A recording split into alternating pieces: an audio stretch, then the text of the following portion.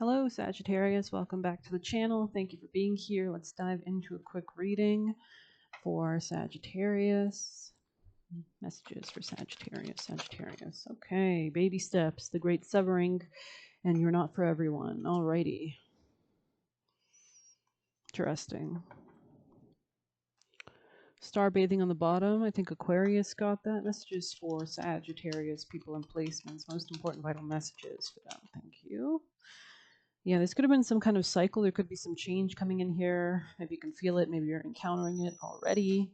Sagittarius messages based on your beliefs. What do you believe? Maybe you could be baby step changing these beliefs. Maybe you're really learning more about spirituality, different deities that you can work with, different cultures of beliefs as well. You could have been dealing with a Scorpio. There could be some level of like something ending here. Tell us more, Sagittarius. Even if this is just fears or limitations as well, coming out of that kind of phase, you can empower yourself. Yeah, self-worth on the bottom. Let's grab you an oracle. Sagittarius is most important vital messages. Mischief, interesting. Keep your eyelids open and sight sharp as nails, for there is something trailing behind your tail. So this is a need to do cord cutting. We have a great new moon tomorrow, and it's starting today in Capricorn, which is all about severing things, cutting things away that are wasting our energy, and being very calculative about where we spend that energy, how to be more mature, clever, naughty. Okay. This could be a Leo or Gemini. I mean, Leo is definitely Mars and Leo, so I wouldn't be surprised if the Leo areas of your chart or people you knew who had strong Leo were kind of a little agitated at this point, especially with Pluto and Aquarius squaring off with that Mars and Leo in retrograde.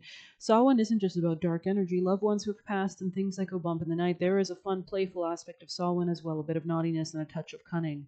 There is an element of mischief to the night of Samhain. Trick and treating isn't just about candy. The trick comes from the ancient Samhain tradition when villagers would disguise themselves in animal skins to scare away demons, ghouls, goblins that were free to roam the earth for one night every year, often playing cruel tricks on humans. And a lot of these goblins, ghouls are negative spirits, right? Humans that are in negative states that kind of have to, if they don't go of their own free will, we kind of have to demand them to go, right? We humans are clever, though, and have found a way to keep the goblins at bay. Not all tricks are fun, however, at least not for all involved. Tricks and mischief can be mean-spirited and cruel at times, so maybe you're dealing with somebody like this. One must keep a lookout for those who find fun at the expense of others. That's interesting, and it says you're not for everyone here. You can see she's kind of standing over on the edge of this cliff. It's kind of giving Gandalf vibes as he crosses that bridge, and she's like spewing a bunch of glitter into the universe. It looks like Jupiter there, so maybe realizing how unique you are actually leads you to protect yourself and separate yourself, and that could be a good thing at times, definitely, right? You don't want to give yourself to people that'll hurt you, right? So not all tricks are fun, right? Okay, pulling mischief can mean a need to adopt a smarter approach to your situation. You may need to get creative to get what you want. You may even have to play a trick or two to get the outcome you desire. Be open-minded about how you overcome your challenges, and if possible, approach your situation with a bit of fun.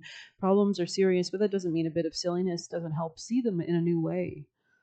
This could be about relationships as well, kind of being flexible or looking how you can kind of negotiate in ways that benefit all, perhaps. But Sagittarius's messages for Sag. Maybe somebody wanted you to conform, but Sagittarius, I don't think you are. What does this say? Couldn't break you. Yeah, this is in the past position. Sagittarius, thank you. Sagittarius, thank you. They could have been threatened by your power, by your inability to be tamed, so to speak. Yeah, interesting. Somebody here could have been greedy. You are elevating. You could have been like somebody's plaything before, also. Like somebody could have just been playing with you, kind of like a cat plays with a mouse. But it looks like you're elevating regardless. So, congratulations, especially in baby steps. So, you could be helping yourself definitely. Let's grab you Monology. Sagittarius, people and placements. Messages for Sagittarius. We have emotions are running high, supermoon, right? So I think we have a lot of like strong eclipse energy almost coming into January. A new start is coming out. We have the new moon tomorrow, literally. It's beginning today, though. So if you want to do like a sweetening spell or anything like that, like a jar, or call in those manifestations with petitions, that could be relevant to work with goddesses like Lakshmi or Tripura Sundari. Anyways, Sagittarius. Let's see. Child. Innocence brings you joy to fill your day. Friends are many, enemies are few. Embrace a fresh start in all you do. This could be friends, this could be coworkers. Let's get an Egyptian Sagittarius messages for Sag. Oh, very cool. We have understanding in the reverse in the past position. Yeah, somebody couldn't understand you. Like there's literally like a lack of understanding between you and this person. It could have been an Aquarius, but I think there's a need to kind of embrace your uniqueness, especially with Pluto and Aquarius sextiling all of your Sagittarius placements. And sextiles kind of indicate if you exert a little energy to make this dynamic work, not with other people, with yourself, with this unique aspect of Aquarius, Pluto and Aquarius, with all your Sag placements, which always want freedom and expansion, growth and learning, then you can reap rewards, right? That's what a sextile is. Devastation, yeah, interesting. You're elevating, so you're willing to be more mature in your communication, cut off friends that are not a part of that, perhaps. See beyond your beliefs, your mindsets that kind of were part of this. Like, why did you attract, why did you allow certain people that weren't on the same frequency or didn't have the same understandings? You could just be elevating, literally. Sometimes we can't be in the same grade. We can't repeat fourth grade again, right? You understood fourth grade, now move on, right? You're in fifth grade now, so I don't know. I think I'm going to end this here. A little short, quick reading. Maybe we'll get you a tarot card just to see what action you should be taking at this time, most importantly. Let's see. Take your time to think before you act. A great time for study, great time to kind of gather information. Strong air sign energy, like that Aquarius, that Gemini, that Libra. You could have these placements, but definitely any air sign placements you do have are being supported by Pluto, right, for the next 20 years. So great time to learn. All these air signs rule knowledge and kind of balancing the scales of Libra, which rules our relationships. Aquarius rules our networks, our connections, our innovative solutions. You definitely have guides as well supporting you from the higher realms. So just want to let you know that. But yeah, you could be going into new territory. There's a need to cut through delusion, confusion. You can see all the clouds dispersing with the sword, right? And we have Moon square Neptune today, which is actually a great aspect to see beyond Neptunian illusions, right? So curious, aggressive, talkative, energetic, restless, or eager. Yeah. Interesting. So, I mean, embrace your uniqueness here. Yeah, I'm going to read that for you guys. I just feel like it's important. You're not for everyone. I think you're very evolved as well, right? You're very secure and content in yourself. Um,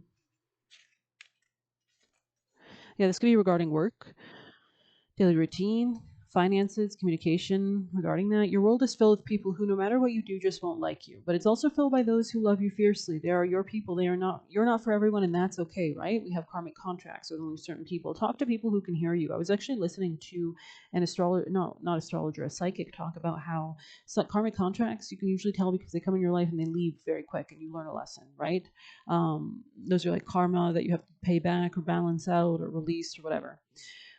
Talk to people who can hear you. Maybe you were like talking to people who weren't even on the same wavelength as you. Couldn't even, how do you expect if your cup only holds 100 milliliters? How are you going to accept when I give you 500? Because I have so much. It's not about like I have so much, so I can't talk to lower whatever. It's just like I can't expect you to have like if it's just not feasible. It's not practical, right? To expect that person to be able to be a good, they're not on my level, right? So don't waste precious time and gifts trying to convince others of your value. They won't ever want what you're selling. Exactly. They can't afford it. You know what I mean? It doesn't matter how nice that Porsche is. If I can't afford it, I won't buy it. I know some people will, but I won't. And it's not what I value. So why would I want a Porsche when I don't give a shit? You're the Porsche, right? So you've got to find people who, oh, I've been looking for a Porsche. I really want a Porsche. Like, oh my God, you're just the Porsche I need, right? Sorry. Really bad example.